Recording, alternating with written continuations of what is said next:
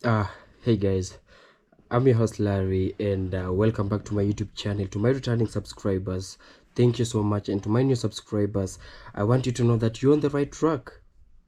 The best channel that gives you the best coverage of everything that you might have missed across the world. So today I want us to talk about Ibrahim Traore. Who's Ibrahim Traore? So Ibrahim Traore is president of Burkina Faso, and in this video we can clearly hear that Traore is sending out a very important message to the Prime Minister of Jamaica and in general all the African leaders. So for those who don't know much or rather few about Traore, is he's the man who brought about the movement, or rather brought the patriotic movement for the safeguard and restoration of military junta to power. Let's have a look at this video. This continent has suffered so much and continues to suffer because of imperialists. These imperialists have only one cliché in mind: Africa is the empire of slaves. This is how they see Africa. For them, Africans belong to them. Our lands belong to them. Our subsoil belongs to them. They have never been able to change the logic until today. This is deplorable. But how do they proceed? Unfortunately, it is since the 1960s that these 6,000 acres of independence have been given to Africa. They have just placed local valets at the head, according to them, of their sub-prefecture to be able to continue to feed them. These local valets, which we are going to call today the slaves of Salon, have other goals. They want to live like the master, to satisfy the master, and to do everything that the master dictates to them. They steal, they plunder our states, they bring everything to the master, and their wealth is kept with the master. They do everything to live like the master and always satisfy him. Do you know who these slaves of Salon are? Well, we are going to explain to you what they are. They are individuals who have no dignity, who have no morals, who have no personality.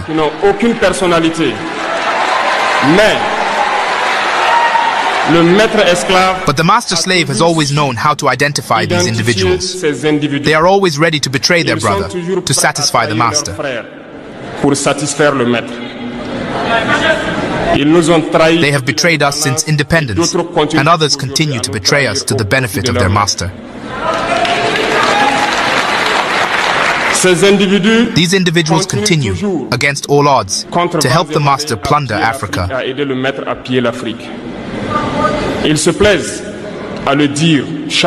They like to say it every year. In their economic polls, Burkina is the poorest country, Mali is the poorest country, Niger is the poorest country.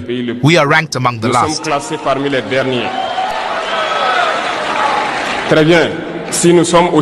Very well, if we are as poor as they say. But when the time has come to take responsibility, we have asked this master to leave the place. Why don't they want to leave?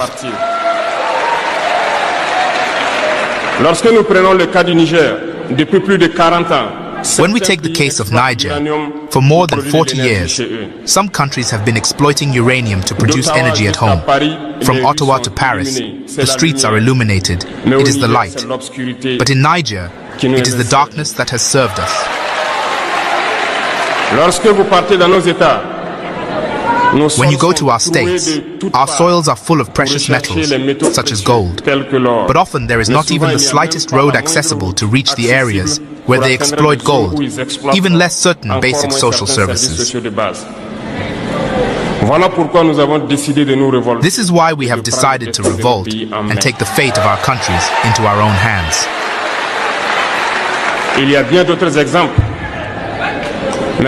There are many other examples, but when we decided so, we were approached by some saloon slaves to pass on the message of their master.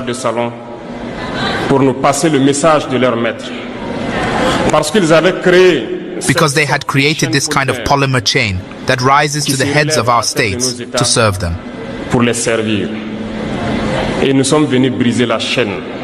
And we came to break the chain. And it is inconceivable for them. They approached us and asked us to enter the ranks to make the elite leave that must lead Africa.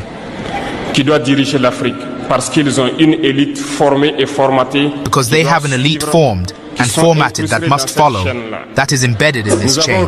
We refused to enter their ranks. And then the hostilities began.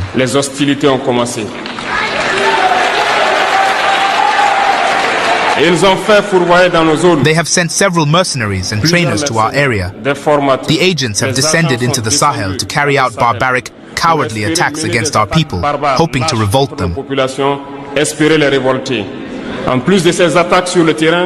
In addition to these attacks on the ground, the attacks on communication, manipulation, and disinformation are full in their ranks. But the people of the Sahel have understood, and we will never be able to be manipulated again. They know where they come from, they know what they are doing, and they know where they are going.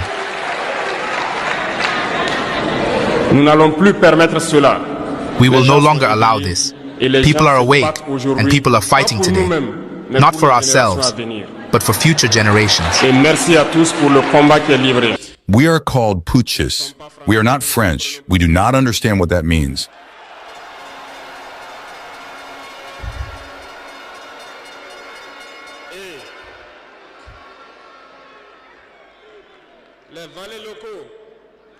And the local people, who surely do not even understand the profound meaning of the word, also call us putschists.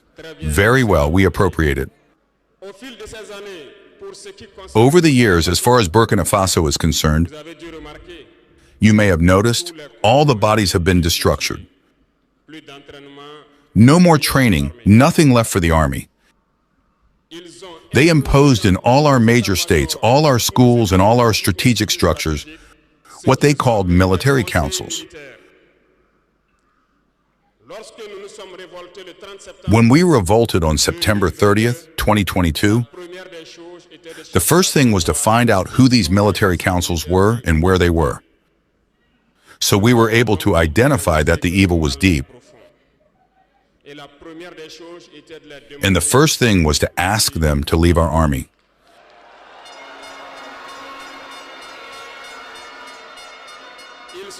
They left. And what I told you not long ago, you cannot hope to find your lost object by calling on the one who stole it to come and help you find it.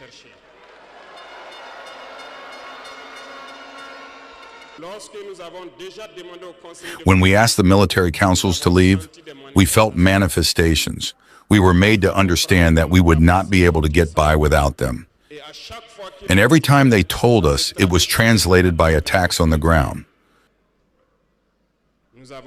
We received the message well. At the dawn of the year 2023, we decided to tell the foreign forces present here to leave, because we want to fight in Burkina Faso.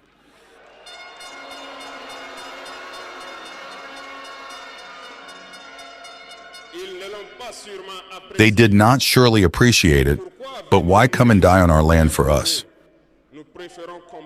We prefer to fight ourselves. We ask them to return home. Unfortunately, I tell you here today, as I like to say, colonization has returned. There are slaves of Ceylon who still have not understood. In the meantime, military officers wrote to us and approached us to tell us that it was a very bad decision and that we would not last 2 months. Files were written. We were sent these files to make a strategic analysis of their thoughts.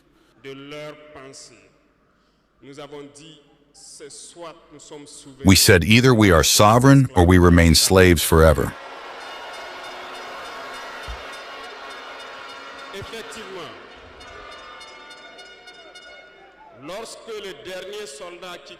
Indeed, when the last soldier left Burkina Faso, we understood what it was about.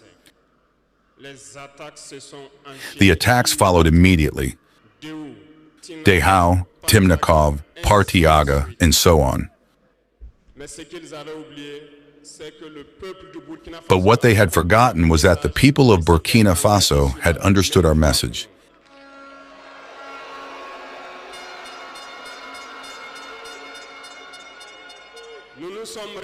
And had engaged in the same way as we did. We reorganized quickly, and suddenly we noticed that all the sleeping terrorists had woken up in Burkina Faso. We reorganized the army as quickly as possible. At an unequal speed, we have created several units, and even if several others are yet to come, we have equipped them. And today this equipment continues because in the days to come, the months to come, what you will see coming to Burkina Faso must make our army a power to fear.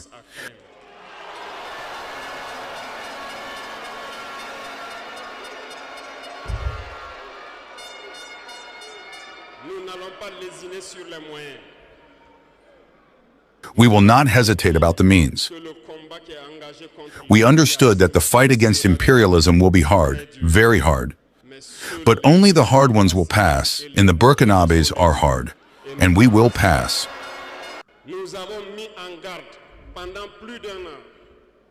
We have put on guard for more than a year the local valets, the slaves of Salon, so that they do not betray their country for the benefit of imperialism. Some have understood and organized themselves. Others have not understood. Maybe they thought they were smarter, but today we have no more feelings about this theft.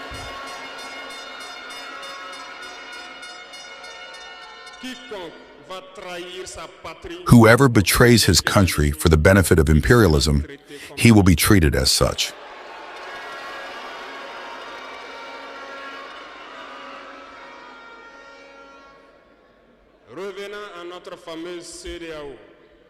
Returning to our famous ECOWAS,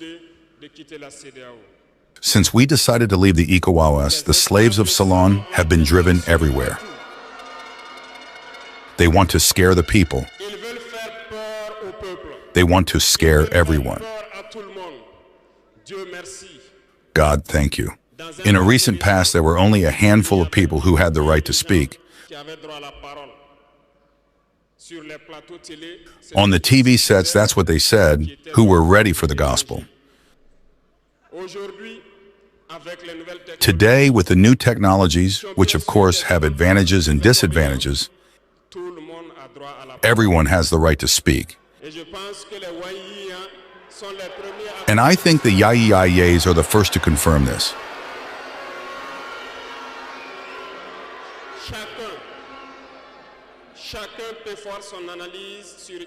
Everyone can make his own analysis of a situation. We can certainly make mistakes, but when we come to understand, we are open to explain the process.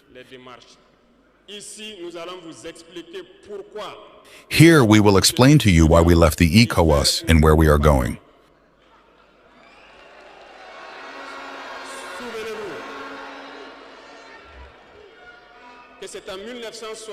Remember that it was in 1975 that it was created.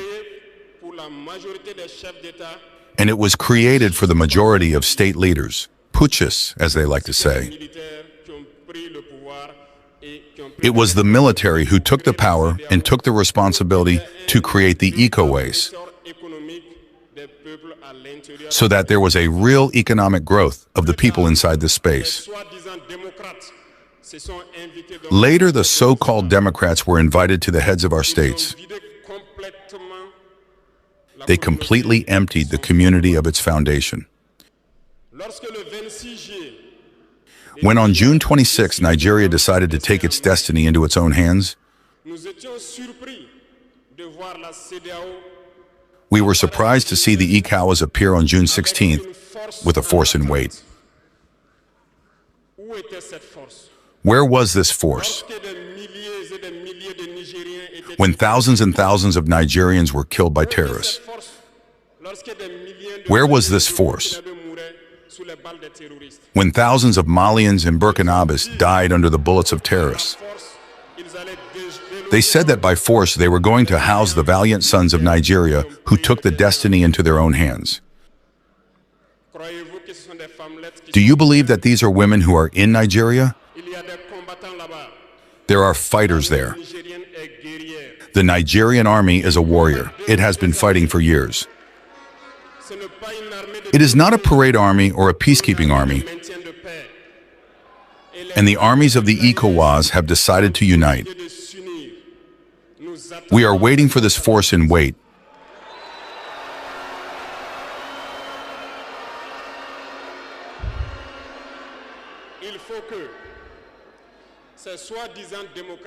It is important that these so-called Democrats understand this. When thousands of Nigerians die in hospital beds due to lack of electricity or lack of medication, it is a crime.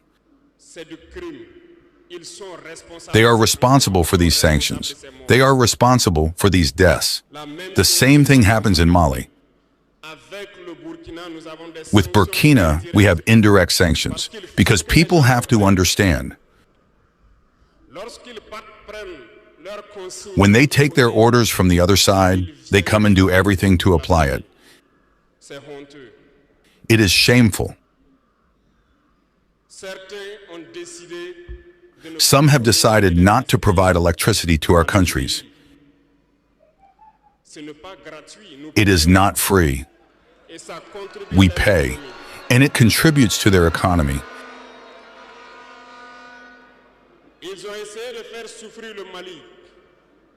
They have tried to make Mali suffer. And of course, by ignoring all the texts and not providing electricity to Mali, hoping that the population would revolt. It does not work. When it lasted, some were forced to make their own people pay by increasing the cost of electricity. It will increase again.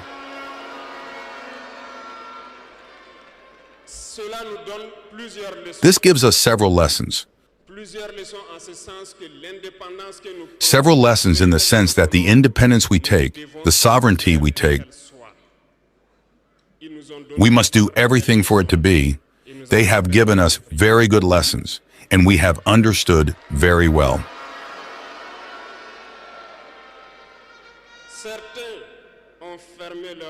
Some have closed their ports, which goes against all international texts, because we cannot close our ports in a landless country. They did it. They violated the text. The international community did not say a word.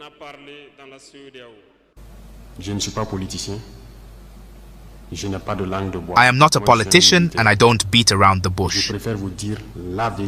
I am a soldier and I prefer to tell you the truth. Everyone is free to take it or leave it. Everyone drives their car, everyone lives well.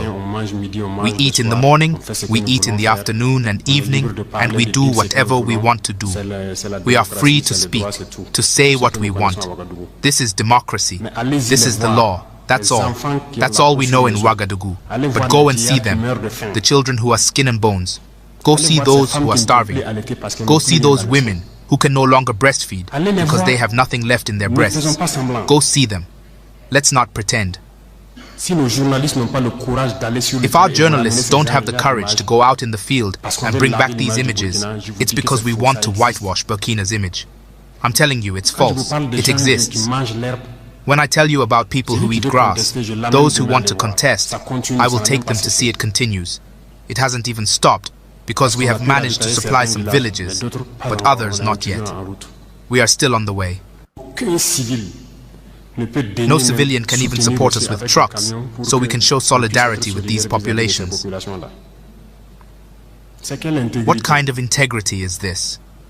What is integrity, Burkina Faso? What is it? This lack of support has deeply unsettled and revolted us. Until we truly address the core issues plaguing this country, we will remain in a state of unrest and discontent. For the moment, we've managed to secure some trucks in the army and have been using our own means to transport supplies. However, this hasn't really added much to the support for the starving populations. And even in doing this, there's been a distinct lack of empathy. The citizens were aware of the situation, but they've remained on the sidelines.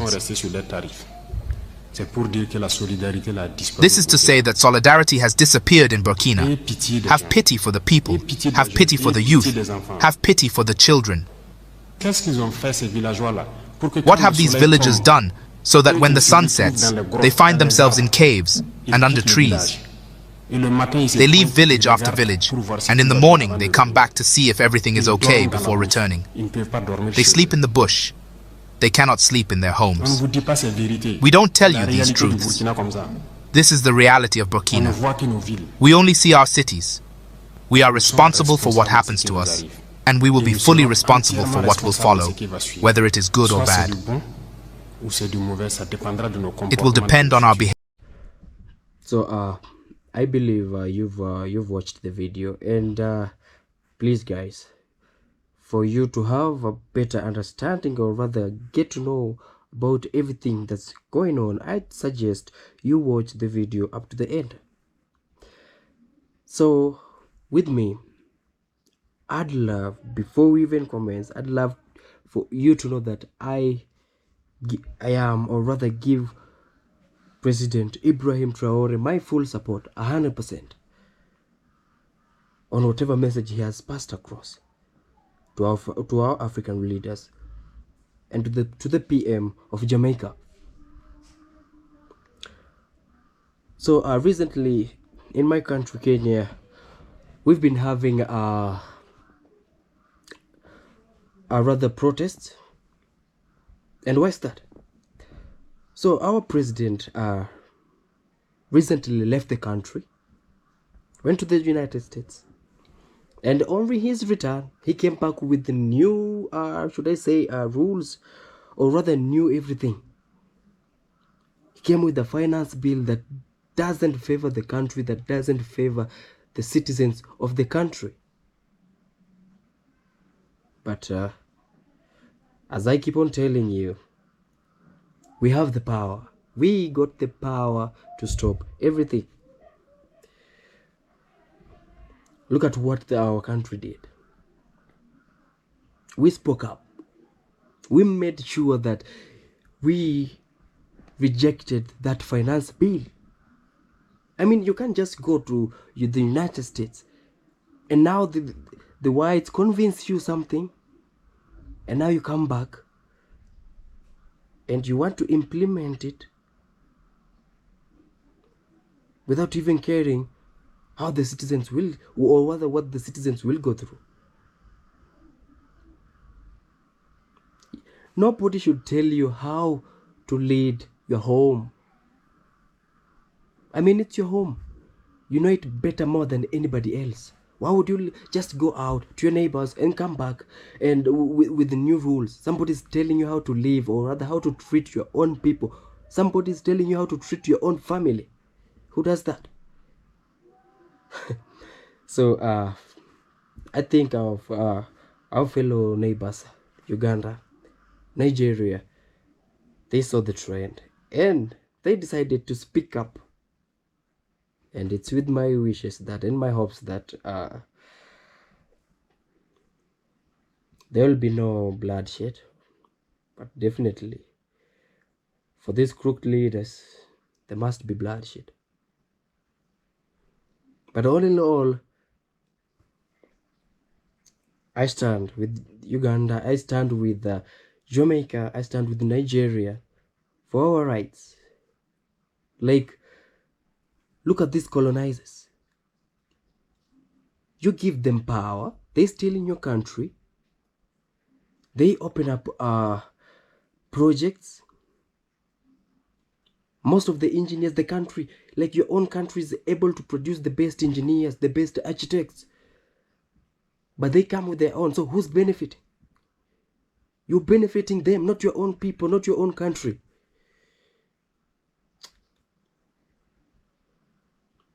And if they happen to give the citizens of that country an opportunity to work for them, trust me, they pay it so little. They pay it so little that the man can't even stand up for himself, for his family. How about the medical support? So I'd urge our African leaders and Jamaican PM to give first priority to our own people. Lead your people according to your own will, not according to this colonizers' will. Like in my previous video, if you happen to view it, I was talking about China claiming to own most part of Jamaica. And my question was, if a country comes to invest in your country, or majorly invest in your country as they were proclaiming, or rather claiming, does that mean they own your country? No. You don't own that country. You don't. So, Jamaican, please, let's not give chance to these colonizers. We know what they did before, and they are yet to pay our reparations. Why are they yet to pay your reparations as Jamaicans? Why are they to pay your reparations to us as Africans, Kenyans? Why? Anyway, I want you to know that if you play ignorance, your people, your Jamaican people, we Africans, and our leaders, and this the message goes straight to our leaders too, and to my president too. If we give chance to these colonizers, we as the citizens and the poor people, we are suffering a lot. We are continuing to be oppressed. We are being oppressed by these colonizers.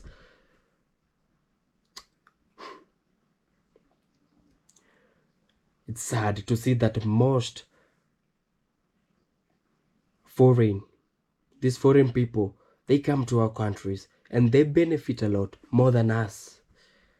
It's so sad, by the way. It's so sad. A colonizer comes to your country, but still there are some colonizers who are still in our country.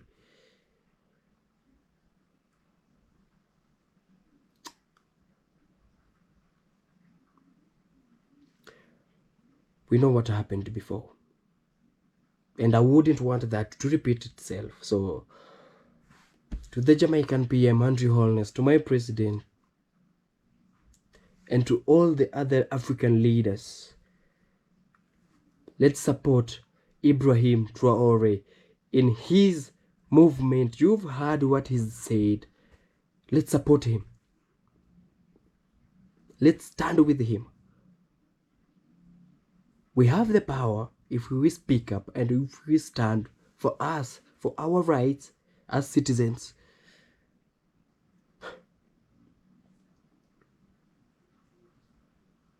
It will be so sad to see foreigners come to our country and benefit more than we do.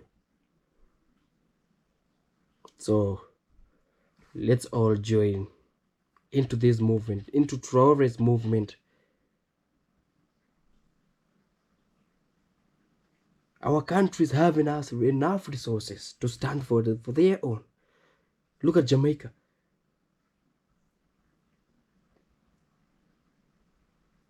Enough resources, developed country, good talents, strong. So do we actually need them? Do we? Well, I'm your host Larry. To my returning subscribers, I love you. To my new subscribers, I love you too. And I want you to know that your support is highly appreciated. Let's meet again in the next video. Peace out.